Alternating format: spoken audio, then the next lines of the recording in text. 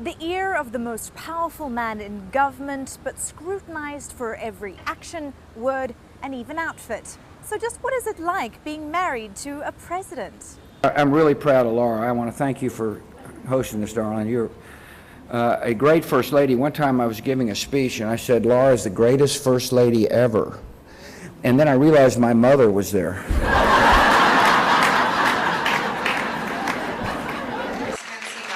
Well, it's certainly no joking matter. They're some of the most powerful women in the world. And in this day and age, a First Lady has much more to do than just making her husband look good. We're here to network, connect with the outside world, mobilize resources, and support and implement programs. So as First Ladies, we can use our unique position of being between the powerhouse and the people to advocate for the success of our people. And the doctors get these SMEs. This summit promotes women's health, education and economic empowerment and has been going on since Tuesday. It was hosted by the Bush Institute and Michelle Obama was a key speaker. We sat down with Laura Bush to discuss a major new initiative launched by the Institute.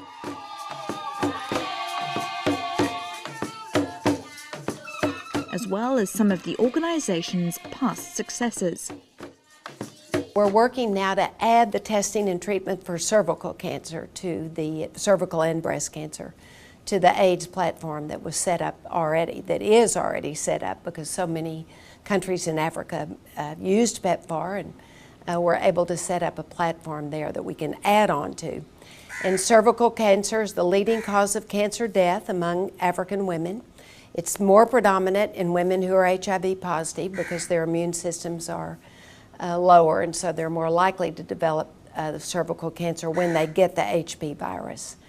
So that's what we're doing. Pink ribbon, red ribbon it's called, and we've launched in 3 African countries so far, and we hope to launch in more as each country devises their own strategy for testing and treatment. And what can African women learn from an American First Lady? Well, I would say to them to focus on what they come with, what their expertise is. The new First Lady of Ethiopia, for instance, is an economist. And so she just has a platform already to talk about the economy, to talk about job creation, which every single country worldwide needs. We need to figure out ways to employ young people, especially. In the United States as well as in all other parts of the world. I came as a librarian and as a teacher, and so it was, really obvious that I would talk about reading and talk about literature and talk about ways to promote education. I started the National Book Festival. I mean, those were things that I could do from my background, and so that would be the first thing to do, I think, is to look at what you're already good at and try to translate that into good programs for your country.